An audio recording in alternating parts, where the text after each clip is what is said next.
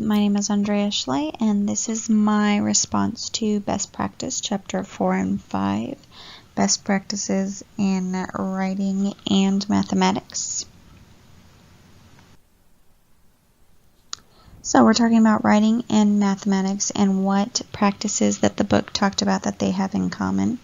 I personally liked the chocolate section and think that chocolate can pretty much be applied to all teaching and teaching styles and get the students involved, but that's just for me.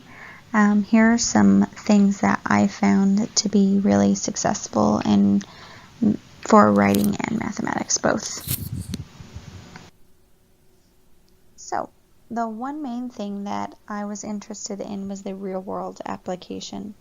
A lot of times I hear real world application when we're talking about math, because math is directly applicable to the real world. That's where we want to use it. We want students to know how to spend money and how to use addition and subtraction, to buy things, to budget. Everything involves math. But it was really interesting to find a section in writing about real world application. So it says that teachers must help students find real purposes to write and real audiences to reach. And that meaningful writing tasks bridge the cognitive demands of school and the issues of students' cultures and personalities. This is really applicable to writing, because I feel like when students feel like they are writing for someone, they are more interested, they are more willing to write and be involved. One time, one of my classes wrote a real book that we had published, and the students cared about the details that went into their writing and what they were going to put in, because this book was going to be published, they were going to buy it, and it really helped them to make their writing really improve.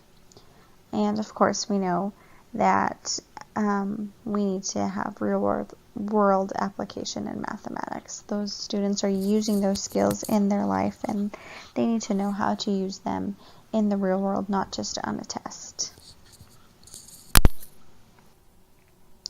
Another thing that both subjects seem to highlight was good assessments.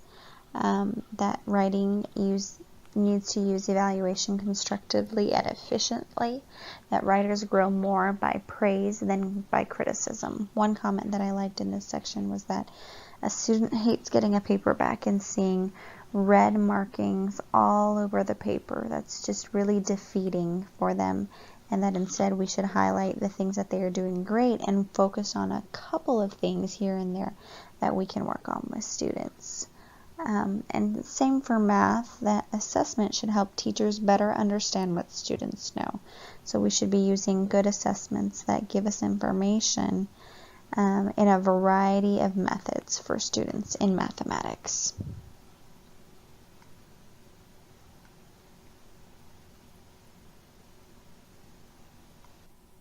So one thing that they had in common too was shared learning.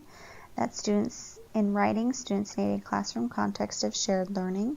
I was in a classroom the other day, a second grade classroom, where the students were writing about what they did on Halloween, and the teacher had a readers and writers workshop where after they wrote, they sat down with a partner and they read their story. They got to read it to each other and talk to each other about what they wrote and fix stuff that they had noticed in their reading and writing workshop, and it was really cute. And they went around the room and they shared with a couple of friends, and teacher said it definitely helped her, because instead of all 20 students wanting to share with her everything about Halloween, they instead got the outlet to share with each other. And in mathematics, communicating ideas, that's oral language, discussing, verbalizing thoughts, talking about math, for most students greatly facilitates their understanding. When students can explain a problem, explain how it worked, explain why it worked, they can understand that mathematics concept idea better. So those were some of the things that I liked that the book had in common with writing and mathematics, and some great successful strategies for the classroom.